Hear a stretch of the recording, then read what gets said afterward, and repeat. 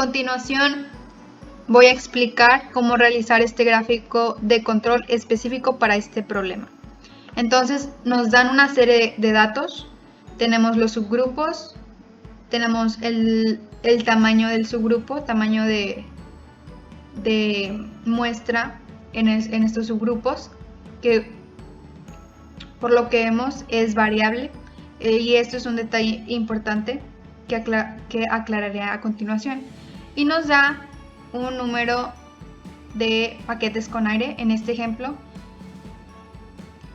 Entonces estos paquetes están detectados que tienen defectos, así que estamos hablando de defectuosos, de una fracción de defectuosos, y tenemos una n variable, bueno, varias n's variables. Con esto nosotros identificamos que debemos realizar un gráfico P. A diferencia de un gráfico NP, en el gráfico P la n puede ser variable y en el gráfico NP puede ser constante, pero ambos se utilizan para analizar una fracción de defectuosos. Entonces este gráfico P nos muestra variaciones en artículos defectuosos y se trata con fracciones, proporciones o porcentajes de defectos y evalúa el desempeño de procesos. Entonces lo que primero vamos a hacer es obtener PI, que consiste en dividir el número de defectuosos encontrados sobre el tamaño del subgrupo. Como sabemos, es variable, así que obtenemos este cociente para todos los subgrupos que tenemos y arrastramos en Excel después de introducir la fórmula. En el límite central vamos a utilizar lo que es el total de defectuosos sobre el total de muestras. Como sabemos, se está multiplicando lo que es el promedio, porque n es variable, y el total de subgrupos para obtener el total de muestras que se analizaron. De esta manera obtenemos el límite central.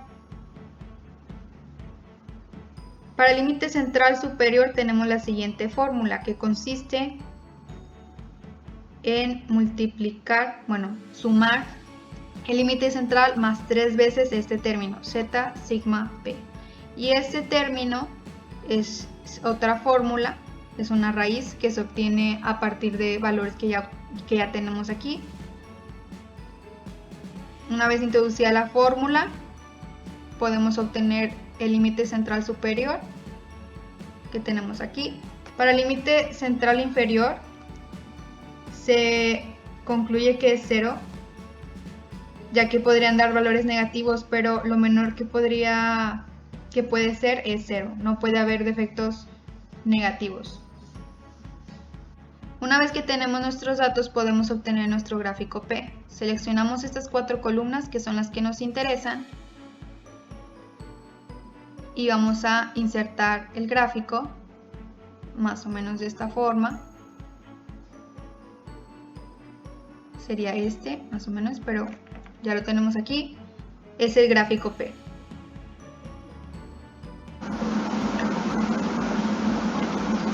Ahora, para la interpretación del gráfico obtenido, que sería el gráfico P, hacemos uso de las 8 reglas de los gráficos de control. Entonces lo primero que vamos a hacer es dividir el gráfico en 3 zonas: zona A, zona B y zona C, por ambos lados de la línea central. Enseguida vamos a revisar las 8 reglas. En este ejemplo encontramos que tenemos 2 puntos fuera de los límites, que será la regla 1. Esto puede deberse a diversas causas, por ejemplo, una nueva persona realizando el trabajo, alguna configuración incorrecta, un error de medición, algún paso omitido o no completado, incluso averío del equipo. Por otro lado, encontramos que tenemos una tendencia de 5 puntos consecutivos en la zona B, que serían estos. Tenemos 1, 2, 3 y 4 de 5 consecutivos. Sus posibles causas pueden ser que hay un cambio de materia prima, un cambio en la instrucción del trabajo, diferente equipo, un cambio en el mantenimiento o configuración de del equipo utilizado. De esta manera podemos concluir que el proceso no está bajo control porque tenemos 2 puntos fuera de los límites y tenemos esta tendencia. Entonces habría que revisar las causas para así dar una solución, mejorar el proceso y seguir manteniendo el control de este.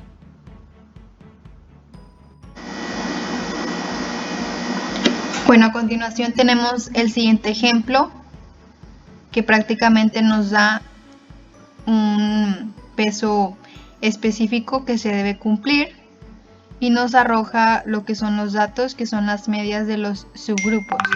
El número de subgrupos pues fueron 20 durante ese periodo y de cada uno tenemos una muestra de 10 observaciones, así que n es igual a 10 y eso nos va a ser útil para sacar las constantes que vamos a utilizar para las fórmulas, y esas constantes las obtenemos de esta tabla sabiendo el número de n, que sería 10.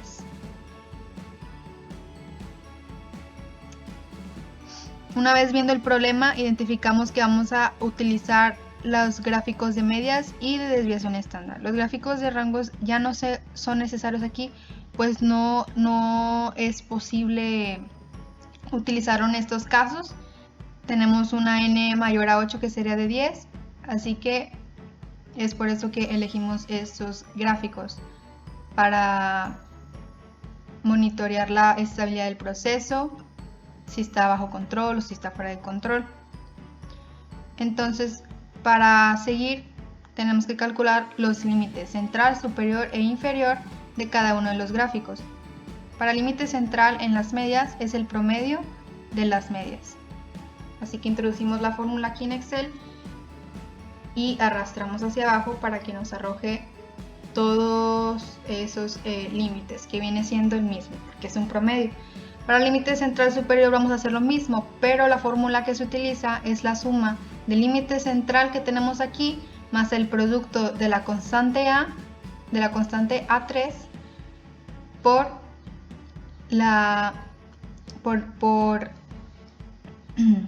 el límite central que se obtiene de los datos de desviación estándar. Entonces eso es algo que debemos hacer previamente.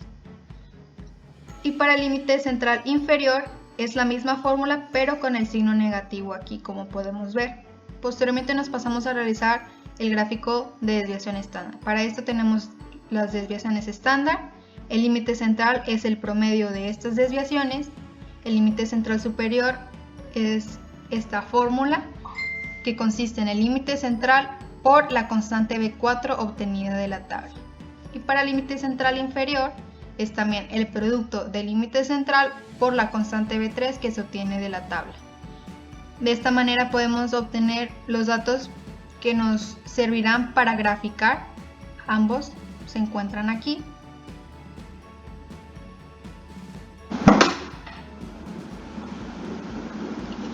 Una vez obtenido nuestros gráficos de medias y desviación estándar, pasamos a la interpretación de cada uno de estos. Después de revisar las 8 reglas de los gráficos de control, así como en el ejercicio anterior, vamos a aplicar las mismas para estos. Entonces, en el gráfico de medias encontramos que hay un punto fuera de los límites, que es precisamente esto. Eso es lo que dice la regla 1, cuyas posibles causas puede ser que haya una nueva persona realizando ese trabajo, hay alguna configuración incorrecta, error de medición, se omitió algún paso o no se completó, o avería del equipo de manera general. Por otro lado, tenemos 15 puntos consecutivos en la zona C en el gráfico de desviación estándar. Como sabemos, el gráfico de desviación estándar sirve para monitorear la dispersión del proceso. Entonces encontramos esta regla, lo que nos dice la regla 7, cuyas posibles causas es que haya más de un proceso presente y se ejemplifica la materia prima o el equipo, como se observa en el gráfico. Entonces podemos concluir que el proceso presenta cierta inestabilidad, está fuera de control.